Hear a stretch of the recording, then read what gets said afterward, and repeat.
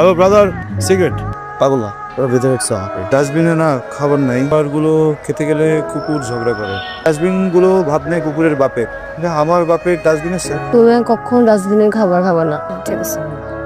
আমরা শ্যাম্পু করব, ময়লা ময়লা চুল আরাম হবে।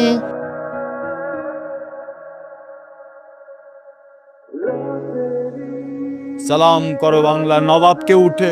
কিরে মির্জাফর, কেমন আছোস? লজ্জা পাইছিস আমরা দেখা? ভয় পেতেছোস? বলে দিছি, ওই যে ওরা সবকিছু বলে দিছি, তুই কট, তোর গেম কট খেয়ে গেছে। ও কেমন করতেছে, ও ঠিক হবে না বাবা।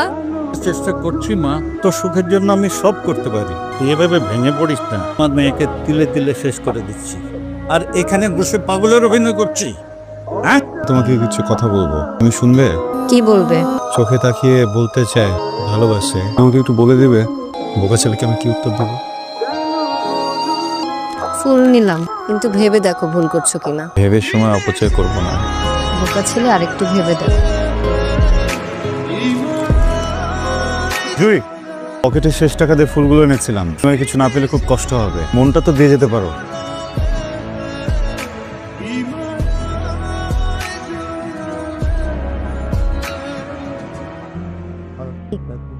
আদনান, এটা এখানে কেন? পায়ে দাও, পায়ে দাও।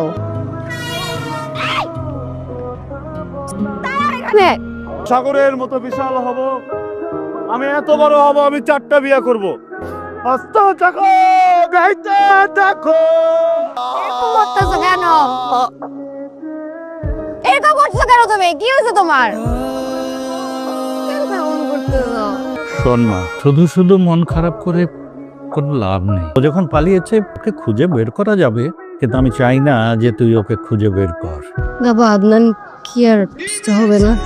ডাক্তার তো তাই বলেছে। আমি আদনানের কথা আর শুনতে চাই না। আমি তো ওর সাথে তোর বিয়ে দিতেই চেয়েছি, তা মাথা থেকে ফেলে দে। এই ছেলেটা খুব ভালো, আমি চাই রাজীবকে বিয়ে করে বাকি জীবনটা সুখে কাটা। তুই আদনানের কথা আর ভাবিস না, আর যত তাড়াতাড়ি পারিস বিয়ের প্রিপারেশন নে।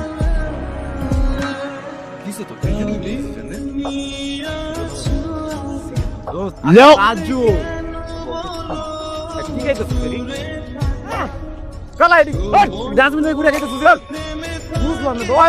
খাবার এটা একসাথে মাস্টার্সটা পাস করছি, এমন করতেছিস কেন? দুধ খাই, দুধ খাই, দুধ খাই, দুধ খাই।